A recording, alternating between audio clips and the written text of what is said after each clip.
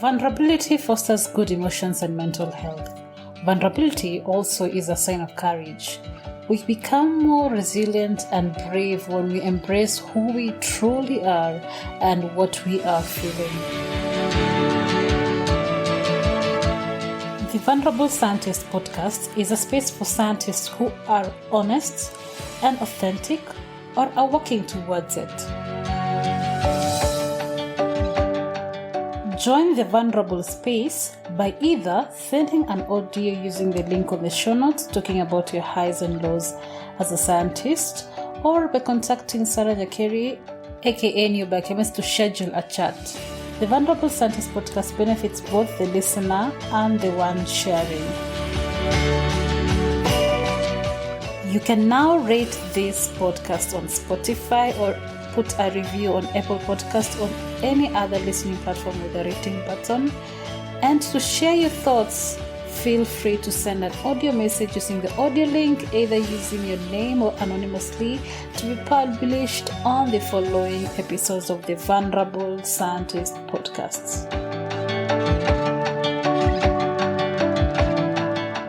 Are you wondering what I use to upload and store my website spaces? Host Pinnacle. I've been using it for over 2 years right now and it has never disappointed me. So host your website today using Host Pinnacle, cheap and affordable and reliable services.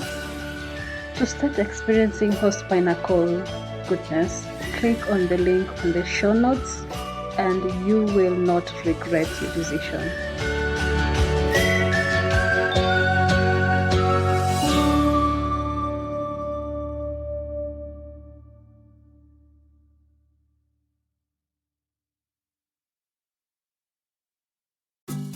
Yeah, so we are 14, like I said.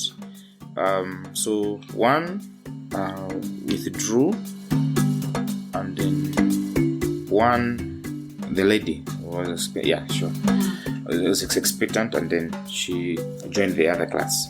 Yeah, so that's 12. Yeah. So we graduated 12 people. We moved on, we graduated. Yeah, the journey, to be honest, from that year, second year, up to the final year, to be honest, was full of ups and downs. Well, ups in such a way that the way the program was designed, the government made partnerships with a lot of other organizations, schools as well, hospitals, even other people from outside. Because I remember one of the partners, external outside Malawi, one of them is University of Makerere University. So the partnership was that Makerere University will be supplying some of the lecturers for this program, because one being a new program, you need lecturers. So most of the units I was taught by lecturers from other universities outside Malawi. Yeah, so for people from lecturers from the vet school in Makerere University, others came from UK, Australia. I remember one was from US, and the others local. Yeah, the ones who were in the practice. Those guys who, the ones the government sent abroad to vet medicine way before. Okay. Some of them joined the teaching career. Okay. Sure. So, but it was full of ups and downs. The ups, one, it was a program. We enjoyed the program, to be honest. There were a lot of trips. We used to go field trips a lot, almost 3 times a week. Yeah, so we're traveling a lot throughout the country. To be honest, by now, the only district that I've not visited in Malawi is Likoma Island. It's an island in Lake Malawi. That's the only district that I've never visited. But the rest of Malawi, from Chitipa, the border with Tanzania, all the way to Msanje, with the border with Mozambique, I've been to every district. Why? Because of school. Yeah. So we would go visiting farmers in all these districts. At some point, we would go in border sections where now the processed meat, unit where they are checked. So as a veterinary public health unit, we were supposed to do that as well. Wow. Yeah. So that was a very comprehensive program. Yeah, very comprehensive. So apart from treating animals, would be in veterinary public health services, would be in the laboratory that diagnosing diseases, would be doing a lot of things, pathology. So it was so quite extensive. Yeah, and through that, I learned a lot of things. Now, I would say the downside of it was that, one, veterinary medicine is a program that when you are learning the content, you understand. It's easy to follow. You understand why, for example, horses can sleep while standing. Why? Because we call it passive stay apparatus. They can lock their joints and then sleep while standing. Wow. That phenomenon is again the same. It's also in elephants. Yeah, it also happens. Yeah, so when you learn about those fun, interesting things, you check why is this so? So you look at the anatomy of the bones and the way the muscles are structured. Yeah, they have that capability. So it's easy to follow. The challenge is the information is bulky. Imagine you're doing a comparative anatomy. You're learning anatomy of a chicken. You're learning anatomy of a dog, of a horse, of an elephant, of a snake, of a bird in the air, of a fish in the sea. Every single animal. So you'd find that each family of the animals, you get one animal and learn. And when you're looking at the anatomy, you look at the anatomy of like bones alone. So they are like from the beginning of my arm, midway here. Only the bone, not including muscles. You have more than 300 parts here. So you're supposed to know at least 2/3 of those because they ask you in exams, what is this part? Suprascapular fossa. And they have some of them are Latin names, very complicated names. So that's even longissimus dorsi, some of the names of the muscles. You have to know the correct spelling of it. So the information is bulky. So that's more than even medicine. To be honest, like yes. Medicine, yes, to be you're honest. Just doing one animal. Yeah, it's a human being, yeah. But for you, you're doing multiple animals who are Multiple so animals. different. Yes. Oh my goodness. There are differences in the way they are. But so it's bulky. Information is bulky. Yeah, that is just anatomy and physiology. When it comes to now microbiology, oh my God, it's another new world. But there are so many. Parasitology, parasites. There are many. So you have to know all those things in your head. They have to be in your head. So information is bulky. So that is the downside of the challenge. So you have to spend countless of hours studying. Soon after you come out of the class, don't spend much time, socializing and spend much time on books. Yeah. So to be honest, if we were to compare the life we had with other programs, our colleagues had more freedom, than us. So when you meet me in the corridor, it means I'm going to the library. You meet me in the corridor, I'm going somewhere, maybe for a group discussion. Yeah, we meet in the corridor. Yeah, it's very rare moments you find me socializing. But we are socializing, to be honest. We would socialize. But if you to compare the magnitude of social life compared to other programs, we had less compared to them. Why? Because of the nature of the program. It needed you to be seated at the school. Otherwise, you fail one unit, especially these basic, the core units like anatomy. You fail those units, you can't proceed because that is a core unit for the program. So that was like the downside of it. The information is a lot. Coming to surgery, you have to know all those notes, which must. So the moment we are reaching 4th year, 5th year, we are now connecting the information we learned all along. Because in first year, you learn anatomy, physiology. In second year, pathobiology. These like bacteria, parasites. In third year, applied things, for example, epidemiology, public health. In fourth year, you start in medicine. So you start connecting now. Suppose you brought a dog and a client says, my dog is sick. And he start explaining. He started vomiting this day, what? So in your head, as the client is explaining, you start connecting. This part of the body is affected. Probably is such a bacteria causing it. So all that information has to be in your head. At your fingertips, actually. Yeah. So that was like the challenging part of it. Like we had a lot of things and it's not like passing and proceed. No. The information learned in the previous class, you apply them in the next class. So that's what made it like the challenging. So part of it. Yeah. But to be honest, the information is, you can follow the information. It's understandable. I should say it's not difficult. So, yeah. But overall, the good things outweigh the challenging part. Yeah, it's a program which, apart from learning and becoming a vet after 6 years, I've learned a lot along the way. Yeah. one of the most important things that I'll never forget in my life is now my journey through research. The interest in research. When did it started? In the year 2015, I remember when I was in 4th year or in 3rd year.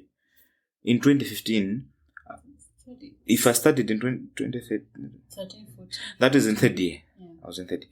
So I did an attachment at one of the big institutions in Africa. It's called the African Union Center for Ticks and Tick-borne Diseases. It's based in Lilongwe, Malawi. It's an African Union center that is specialized in production of the vaccines, tick-borne disease vaccines. Yeah, one of the most common one, like one of the the biggest one is the East Coast fever vaccine. Yeah. So that is, I should say, like what made the center to get established was because of this vaccine. Of course, now they have expanded to other vaccines, but this is the main vaccine. They were mandated to produce East Coast fever vaccine, the disease of cattle. Yeah? And It's it caused by distributes. ticks. Yeah. It's not caused by ticks. Transmitted. It's transmitted by ticks. It's caused by a virus. No. It's A caused parasite. By a parasite. Yeah, parasite. It's What called the parasite? Theileria pava. It's what we call an apicomplexa family. Yeah. So it's called the Theileria pava. Theileria pava is a parasite. Yeah. It's a Protozoa, actually. It's a Okay. protozoa. It's I don't know. I don't know. Explain more about that. Oh, that is Coast fever. Yeah. Oh, thank you so much. It's just that I've had it a lot Yes. of times. Actually, my journey through research, I should say, started with this disease. Because when I was attached at that center, that's what they used to do a lot that time. So I knew a lot about East Coast fever that time. So East Coast fever is a disease of cattle, and also it's also present in would say sister animals of cattle, but in the wildlife. In vet school, we have those animals which their physiology is a bit similar. So we find that a cow in the wildlife is similar. There's other animals which have the similar physiology like them. Things like the buffaloes. Yeah, if you look at them, the anatomy, the way the system are, coming back to the domestic life, you find that they are similar. So that disease is also present in them. But most of the world, they don't get down, they don't get sick. They're just carriers. Yeah. So it's a disease of cattle that is present in the eastern and southern part of Africa. Why is this so? It's because the tick which is like a carrier of this parasite, is present in this location. So you find that the epidemiology of this disease is normally localized in this area because of the presence of the host, the vector that is sorry, the vector which carries this parasite is present in this area. Yeah. So I would say it's a disease of cattle. Yeah. Basically, what it affects, what it does is that it's a parasite that attacks. It messes up with the immune. I would say it messes up with the immune system of a cow. Yeah, and then later on you find that the animal starts showing signs and symptoms like general weakness. It loses appetite. Yeah, because it attacks the lymph nodes when it just gets in. So you find that the lymph nodes swell up, and then the life cycle, when it is continuing, it also reaches the red blood cells. Yeah, it also attacks the red blood cells. So you find that in general terms, I'll say in lay terms, it's a disease that is one of the biggest challenges of cattle production. It's Coast fever. Yeah. So sure. So it affects production when it attacks a farm. Like maybe there are ticks; those ticks are present. Attacks a farm, it affects production, such that you find that the animal dies within a short period of time because of it. Yeah. So should I go in the scientific detail of it? In general? No, I just want to understand it. Yeah. So you're in this institute that does tick. Yes. So the ticks and tick-borne diseases. So what they do, they produce the vaccine.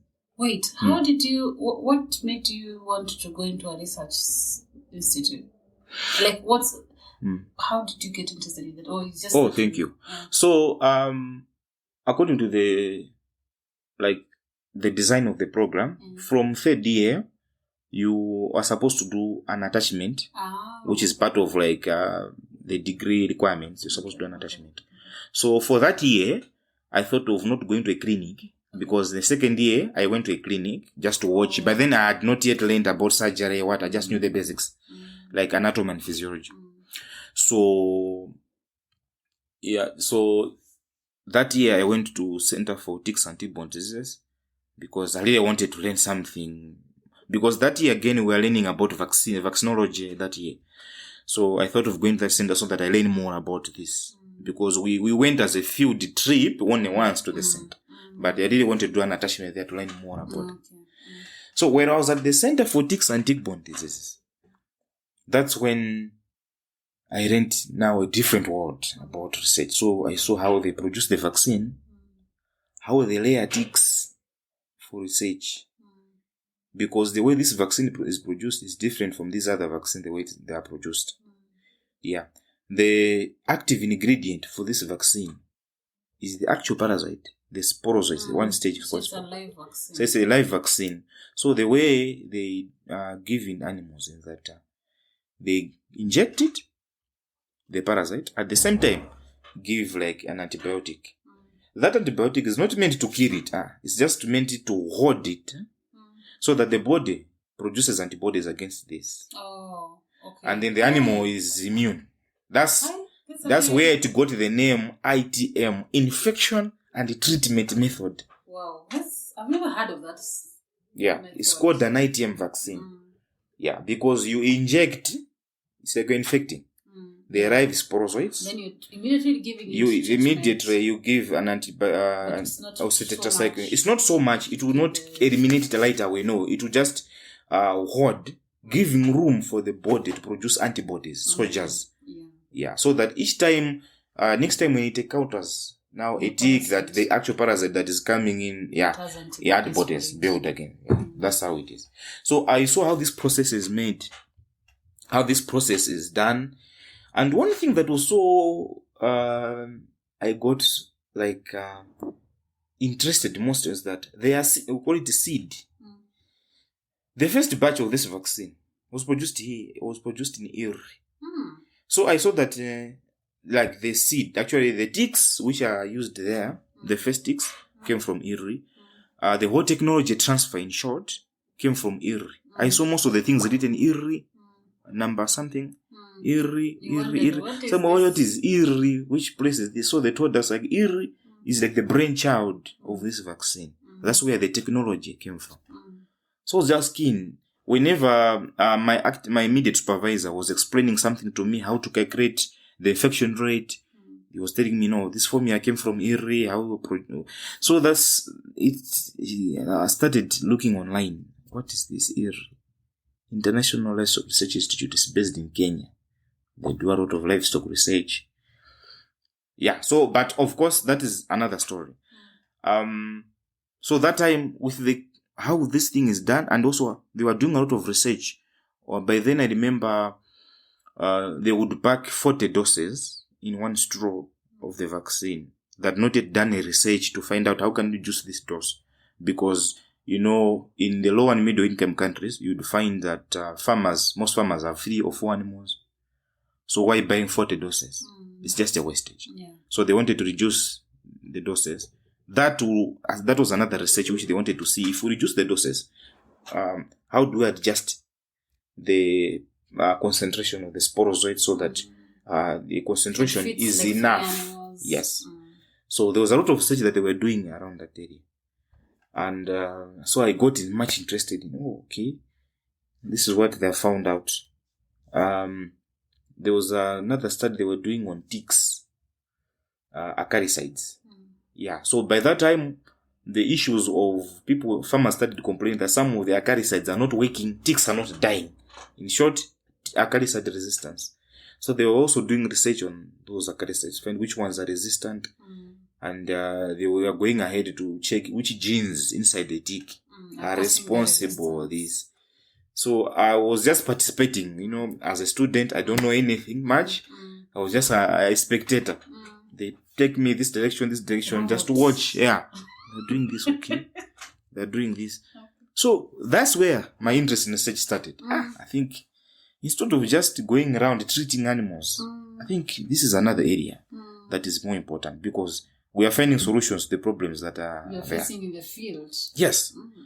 Yeah. All those drugs that we're using, some of them when they're not working, we need to find out what is the reason. Why are they not working? So finding answers to the problems, improving veterinary services. I think this is another area that is very interesting. Yeah. So when I went back to school, that is when schools opened, now 5th year, the requirement is you are supposed to do a project as a requirement for the degree as well. So, frankly enough, the supervisor at that institution told me, we can provide the study for you. I told him I'm more interested in East Coast fever, because that is the area which now I've been exposed so much. Well, I think I'm interested in East Coast fever. And can there be a small project that an undergraduate student can carry out in East Coast fever? So I came up with a topic. The topic was basically involving the calculation of the concentration of the sporozoites, determining how much are we giving the animal. So the initial method of calculating the infection rate. What is of sporozoites? As in someone might ask, what are the sporozoites? So sporozoites, that is the infective stage of East Coast fever. So this parasite, the one which is causing the disease, the stage at which it now infects the animal, that stage is called the sporozoite. Okay, so so the concentration of the sporozoite. Yeah. So the initially the way from way back, because this East Coast fever has been researched upon for more than 40 years now. The method which they were using is called a semi-conservative method. It's like an estimation. You just estimate that we're estimating. It's just an estimation of the concentration which is there. You don't know how much. Is it so? Yeah. So the project was centered around that area. I need to verify. Is this what they found out at that center was that this method was wrong because of a number of things. Number one, if you look at those ticks, so the bigger the tick, the more the sporozoites it will give, because in what we call the salivary glands, the parasites it will give. The more the parasites it will give, because when a tick is big, the internal parts are also big. So the part which is so crucial, one of the part which is crucial in the tick are the salivary glands. Salivary glands, that's where this parasite matures. Of course, there's a whole life cycle that goes on, but where they are the salivary glands. That's where they mature. So if the tick is big, it will have more salivary glands, and there will be more parasites inside there. Yes. So the way these ticks are, female ticks normally give more parasites than male ticks. Why? Because the female ticks have more salivary glands than male. Yeah. But when you're looking at the way they calculate, they estimate, the concentration of the vaccine per batch, they were using equal numbers of male and female ticks. Yeah. So looking at the mathematics, the way you calculate, you would find that at the end of the day, when they calculate what is in the dose of the vaccine, there were more parasites than what actually has been calculated. So you would find that the animal is given more, than what is on the calculation there. This has an implication. What if you have given more parasites and that antibiotic that you are giving does not match? You find that these are live spores, they will cause the disease. So those are the worries which were coming in. So I was given that a small study just to evaluate and find out, can we do better than this? So my process was involving layering of ticks, infecting those ticks, and then compare the two methods, the 50-50, and then now then the a 2-to-1 ratio. I tried the 2-to-1 ratio. So more female ticks than males. Yeah. So and you infect animals. Yeah, like you do vaccination. Yeah, after that now prepare the vaccine from these two. And the study didn't go to the level of now infecting the animals, like testing the vaccine. My study was just to evaluate in vitro and see if we do the infection rate calculations, where we will have more spores than where. So what I found out was the 2-to-1 ratio brought in a more accurate concentration than the previous method. Yeah. So your research actually gave results that can be implemented. Yes. So something like actually it was just part of the main study which they were doing at that center. You It was like a small part within the big project. Okay. Yeah. Yeah. So actually those results were published already. Oh. Yeah. So where I was still doing that research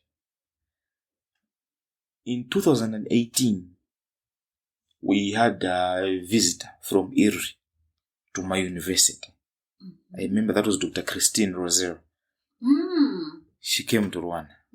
Apparently, ILRI and the vet school in Rwanda have this collaboration.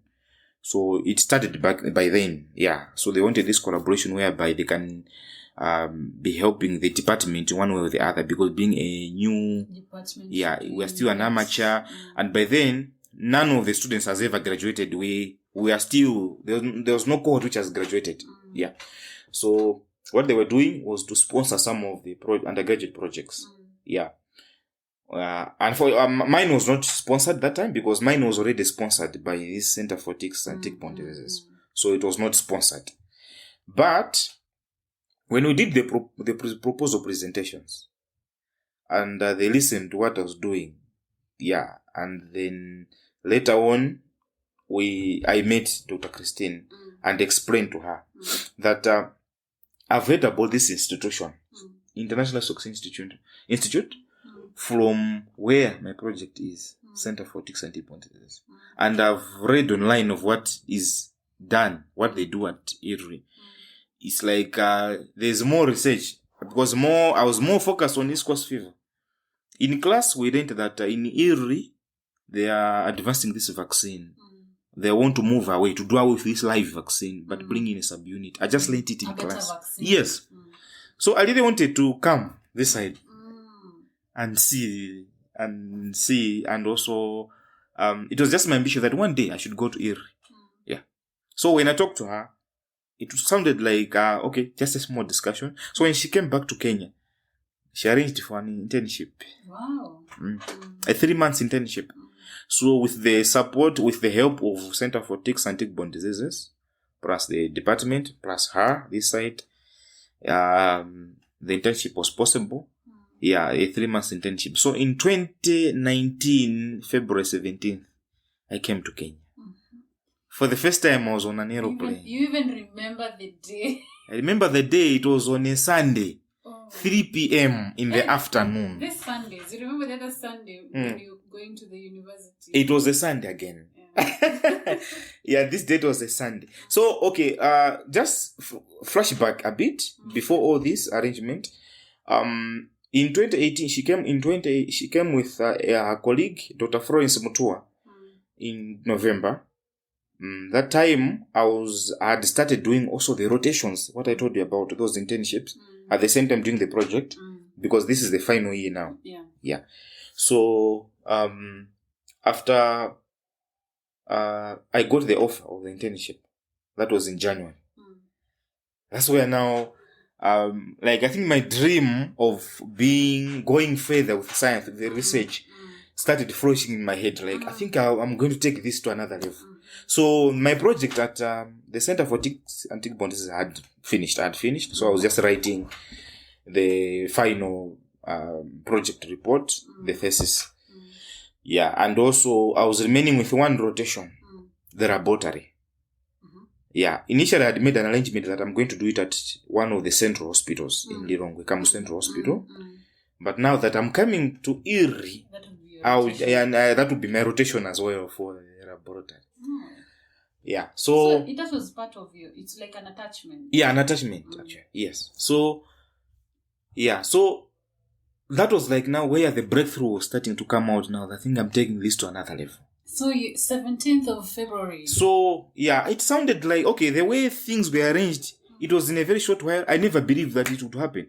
Because I talked to Dr. Christine in November. Then, we started exchanging emails. Yeah, and then I was sent the application, how to apply for that internship. Yeah, and then in January, that's when she told me I got now the offer letter for that internship, a 3 months internship. Yeah. So, wow, that was super fantastic. In February, the first week, that's when I got the air ticket. I received the email with the air ticket. And I was told the instructions, what to be ready with, other documents that I need to carry to prepare as I'll be traveling. Yeah, so I went back home to Rumbi and bid farewell to relatives. I'm going to Kenya. Do you want to start your own podcast?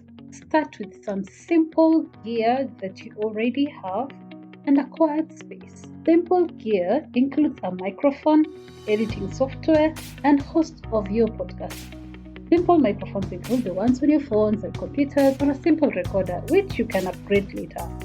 For the editing software, I use Audacity, which is free and simple to use. Buzzsprout, which over 1,000 other fellow podcasters like me use, is one of the podcast hosting providers you can use. Buzzsprout has helped me link my show on every major podcast platform. With the endless number and regularly updated tutorials and good customer service support Buzzsprout offers, my podcasting journey has been made easy. Following the link in the show notes, let Buzzsprout know we sent you, gets you a $20 Amazon gift card if you sign up for a paid plan, and helps support our show.